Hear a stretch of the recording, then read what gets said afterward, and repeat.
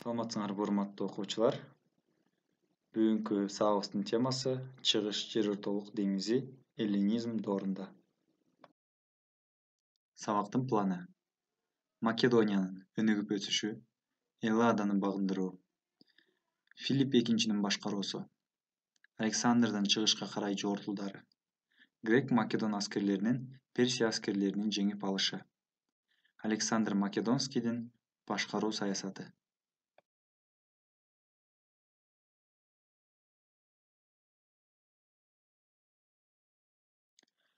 Македониянын өнүгүп өсүшү. Урматтуу балдар, Македония Греция жарым аралынын түндүгүндө жайгашкан. Македония географиялык жактан эки бөлүккө бөлүнөт: төмөнкү жана жогорку. Төмөнкү Македониянын жаратылышы тыгынчылыкка ыңгайлуу болгон. Жайыттуу жогорку Македония мал өстүрүүгө ыңгайлуу болгон. Македония аймагы токойго жана пайдалуу кендерге өтө бай болгон. Алардын арасында алтын, күмүш дагы бар.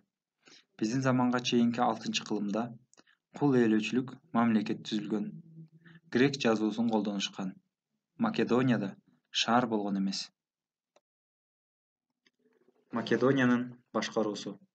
Биздин заманга чейинки 6-кылымда Македония бир нече облустарга бөлүнүп, ар бир облус өз алдынча болгон. Облустардын башында аристократтар кеңеши, башкача айтканда аксакалдар кеңеши, ошондой эле элдик чогулуш болгон. Падышалар облустарды түздөн-түз башкарышкан. Александр биринчинин башкаруусу. Падыша Александр биринчи биздин заманга чейин 495-450 жылдары падышалык кылган. Ал монархиялык түзүлүштү орнотууга аракеттенген. Анын башкаруу мезгилинде Македония менен грек шаарларынын ортосунда экономикалык жана маданий байланыш жакшы болгондуктан Александр биринчини Филлелин, башкача айтканда элдердин досу аташкан. Филипп экинчинин башкаруусу. Биздин заманга чейинки 359-336 жылдар. Македонияны Балкандагы эң ири мамлекетке айланткан. Реформаларды, эң негизгиси аскер реформасын жүргүзгөн. Маданияттын өнүгүшүнө салым кошкон. Грек алфавити кеңири тараган. Театрларды курдурган. Грек окумуштууларын жана философторун Македонияга чакырган. Аристотель, Александрдын мугалими болгон. Македондук фаланга. Филипп экинчи аскер реформасын жүргүзгөн. Анын армиясынын өзөгүн эркин дыйкандар, кызмат өтөгөн оор куралчан жөө аскерлер түзгөн. 16 жана андан көп катарга тизилген македондук фаланга түзүлгөн. Жоокерлер 5 метр узундуктагы өзгөчө найзалар, сарисалар менен куралданышкан. Биринчи катардагы жоокерлерде бир кыйла кыска найзалар болгон. Бирок фалангалардын улам тереңдеши менен сарисалар узун боло баштаган. Акыркы катардагы фалангачылардын сарисалары алдыда тургандардын ийиндерине коюлган. Натыйжада тизилген фаланганын алдында найзанын токою пайда болгон. Фаланганы эки капталына жеңил куралданган жоокерлер турган. Оор атчандарды, аристократтарды түзгөн. Грек-македон мамилелери. Филипп экинчи биздин заманга чейинки 349 жылы аскерлерин грек шаары Алинфке жөнөтөт. Атактуу чечен Демосфен элдик чогулушта Филиппке катуу сокку урууга чакырган. Аны грек эли колдогон. Ошондой эле грек шаарлары кимдин колунда болсо да биригип, эзелки душманы Персияга каршы чыгышы керек деп ойлошкон. Македонияга каршы грек полистеринин коалициясы түзүлгөн. Ага Коринф, Мегара, Афины, Фивдер киришкен. Биздин заманга чейинки 338 жылы Херония шаарынын жанында Филипп экинчинин аскерлери менен чечүүчү салгылашуу болгон. Демосфен афиналыктар тарабында карапайым жоокер катары салгылашкан. Бул салгылашууда Македония жеңишке жетишкен. Македониянын жеңиши биздин заманга чейинки 337 жылдагы Коринф конгрессинде бекемделген. Биздин заманга чейинки 337-жылдагы Коринф конгрессинде Спартадан башка бардык грек мамлекеттери катышкан. Конгрессте гректер арасындагы согушка тыюу салынган. Тынчтык декларациясы кабыл алынган. Деңизде эркин сүзүү жарыяланган. Мүлктү конфискациялоого, жерди кайра бөлүүгө, карызды жоюуга жана саясий төңкөрүшкө пайдалануу максатында кулдарды эркиндикке чыгарууга тыюу салынган. Грек мамлекеттеринин көз карандысыздыгы салтанаттуу жарыяланган. Персияга каршы күрөшкө чыгуу жөнүндө чечим кабыл алынган.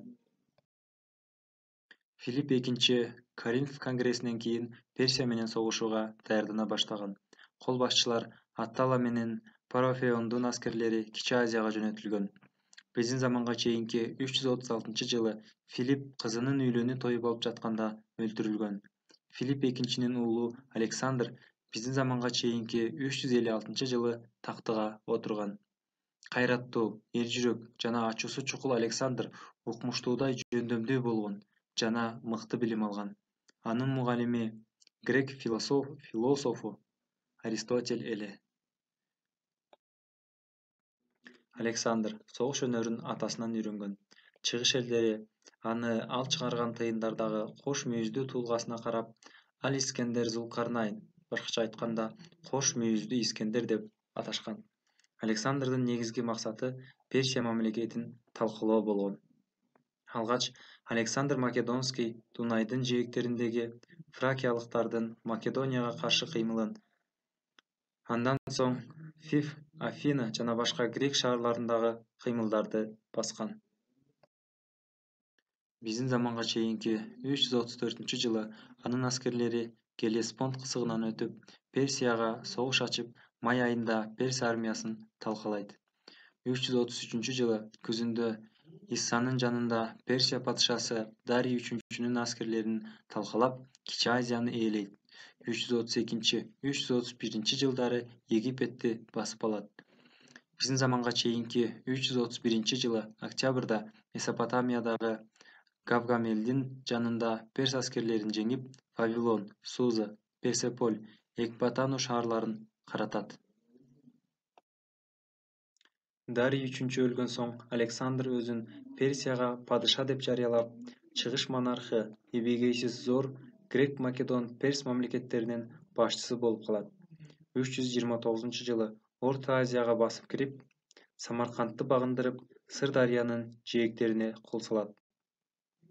Спитамен башында турган жергиликтүү элдин көтөрүлүшү биздин заманга чейинки 329-327 жылдары башталып, өзгөчө сак урлары катуу каршылык көрсөткөн.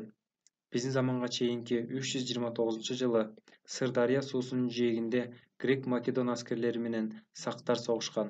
Сактар жеңилип калган.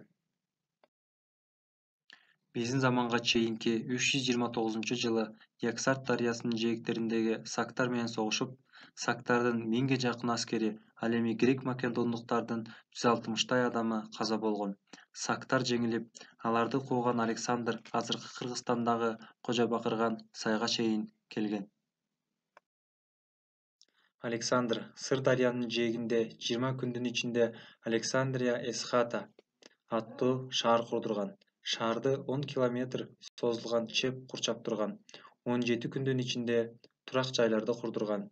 Александр Македонскийдин тушунда 24 шаар курулуп, бардыгы Александрия деп аталат. Спитамендин аскерлери жана сак жоокерлери Александрга каршы күрөшүн токтоткон эмес. Акыры биздин заманга чейинки 327-жылы гана Орто Азия элдери каршылыгын токтотуп, багынып беришкен. Александрдын аскерлери начарлап, алсыраганына карабастан Гиндикуш тоосун ашып, Батыш Индияга жортул жасайт да аны басып алат. Бирок согуштан тажаган аскерлердин нааразычылыгынан улам Вавилонго кайтат. Александр Македондук Аравияны жана Түндүк Африканы басып алууга даярданып жаткан кезде безгек оорусу менен ооруп, биздин заманга чейинки 323-жылы 13-июнда каза болгон. Александр дүйнөдөн кайткандан кийин анын сөгү көмүлө электе эле анын аскер башчыларынын ортосунда бийлик талашуу башталат. Натыйжада Александрдын кыска убакытта түзгөн империясы майда падышалыктарга бөлүнүп кетет. Үйгө тапшырма үчүн суроолор. Македониянын чарбасы жана өнүгүшү кандай болгон? Филипп экинчи кандай саясат жүргүзгөн? Александр Македонскийдин бийликке келиши жана саясаты кандай болгон? Грек-македон аскерлеринин Персия аскерлерин жеңип алышынын себептери эмнеде? Александрдын Борбордук Азияга жана Индияга жасаган жортулдары жана анын натыйжасы кандай болду? Александр багынткан өлкөлөрдөгү башкаруу саясатын кандай жүргүзгөн?